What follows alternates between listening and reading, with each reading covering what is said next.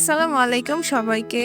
তো আজকে আমি বুটের ডালের কাবাব করব মুরগির মাংস দিয়ে। এখানে আমি 2 কাপের মতো বুটের ডাল নিয়েছি। তো বুটের ডালটা আমি সারা রাতের জন্য ভিজিয়ে রেখেছিলাম। এখন সকালবেলা আমি এই বুটের ডালটায় আর কি সিদ্ধ দিয়ে দেব। মোটামুটি 2 থেকে 2.5 কাপের মতো পানি দিয়েছি। এর মধ্যে আমি তেল, তারপরে লবণ, তারপরে পেঁয়াজ, রসুন আর আলু, 2টা ছোট ছোট আলু নিয়েছি, আদা দিয়েছি, রসুন দিয়েছি।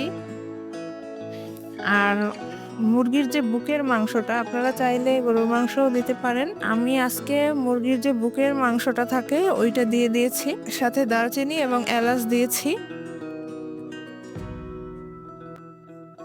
এখন এটা একটু ভালোভাবে সেদ্ধ করে নেব। নেড়েচেড়ে মিশিয়ে নিচ্ছি। এটা সেদ্ধ হতে বেশি সময় লাগবে না। তো দিয়ে দিচ্ছি এখন হলুদ গুঁড়া, তারপর দিব লবণ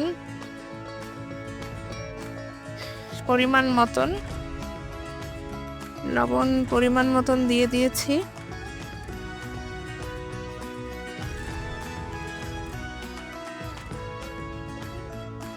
এখন ভালোভাবে এটাকে আমি 30 মিনিটের মতো জাল করে নেব, যাতে এটা ভালোভাবে সিদ্ধ হয় আর একদম সব পানি টেনে নেব। তো 30 মিনিট পর দেখুন আমার এখানে একদম পানিটা শুকিয়ে গিয়েছে আর ভালোভাবে এটা সিদ্ধ হয়ে গেছে। তো এখন এখানে যে আমি এলাচটা দিয়েছিলাম এবং দারচিনি, ওইটা আমি উঠিয়ে ফেলেছি, কারণ এলাচ দারচিনি এটা ব্লেন্ড করব না।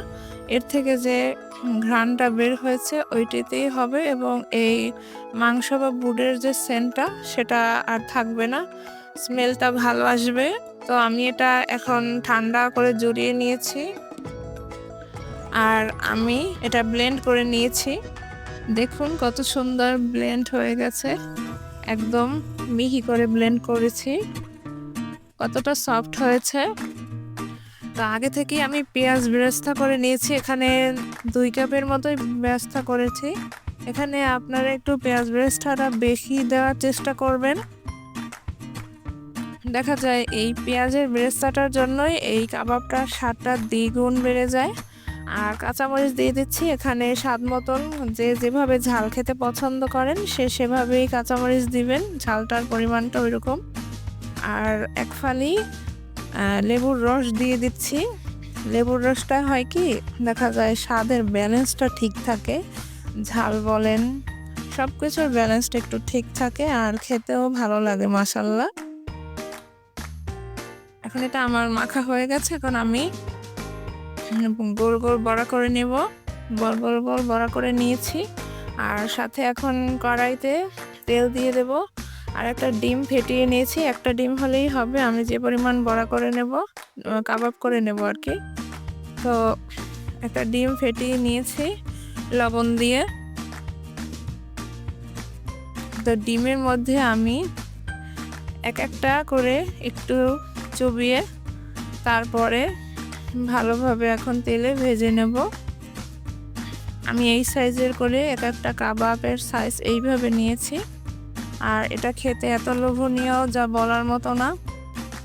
আমি আমার বাসায় মেহমান আসলে আমি পোলাওয়ের সাথে এই কাবাবটা করে থাকি।